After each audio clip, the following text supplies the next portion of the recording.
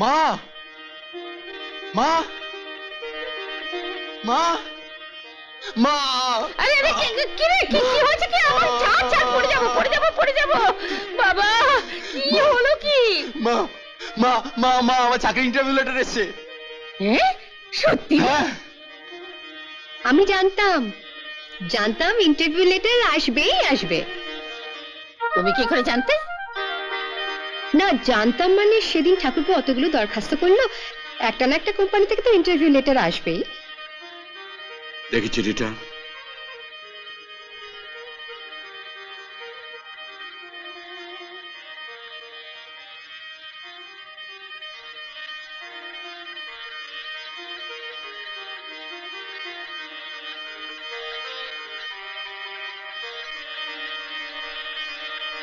ওগো হরিকে একটু মিষ্টি আনো না।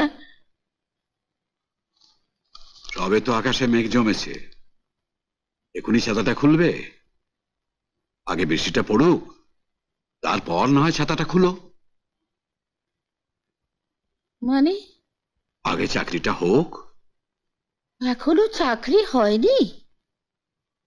না, এরকম চিঠি ওর মতো কমপক্ষে 100 জন ছেলের কাছে গেছে, আর 100 জনের মধ্যে একজনকে বেছে নেবে। তবে ও আমাকে অমন করে কোলে তুলে নাচলো কেন?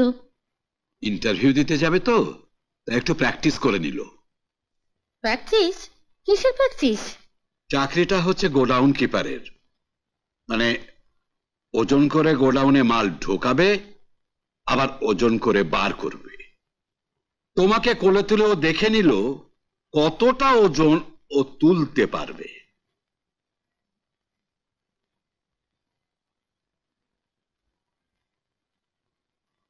আচ্ছা বৌদি, দাদার সঙ্গে তো অনেকের চেনাশোনা আছে, দাদা কিছু করতে পারে না? আমি কি করব? আমরা যেদিন প্রথম এ বাড়িতে এসেছিলাম সেই রাত্রে যে ভদ্রলোক তোকে দেবার জন্য অনেকগুলো কাপলেট নিয়ে এসেছিলেন, ঠিক তারই কারখানাতে স্বপনের ইন্টারভিউ চিঠি এসেছে। দেখি চিঠিটা।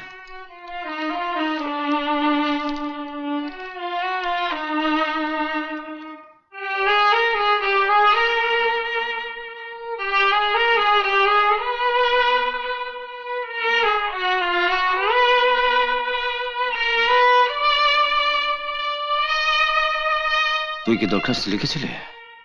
তুই আমার ভাই। আমি তো জানতামই না যে এটা তোমার চেনা ভদ্রলোকের কারখানা। চিঠিটা দেখে বৌদি বলল। পরশু ইন্টারভিউ, তুই যদি অফিসে গিয়ে ভদ্রলোককে একটা ফোন করে দিস। না মা, আমার পক্ষে ফোন করা সম্ভব না। নে ধর। রোববার সকালে ছন্দা পাড়ার রকবাজ মস্তানদের নিয়ে এসেছিল, তুমি ওদের জন্য ব্যাংক ম্যানেজারকে চিঠি পর্যন্ত লিখে দিতে পারলে।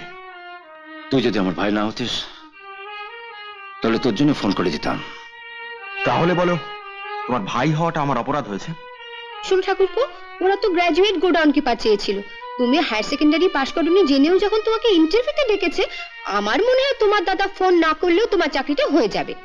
তার মানে তোমার কথা ফোন করবে না? বললাম তো না। এই জন্যই লোকে বলে নিজের ভাই আর সৎ ভাই। চল, ফাঁকে থাকলে চাকরি আপনিই হবে। আয়।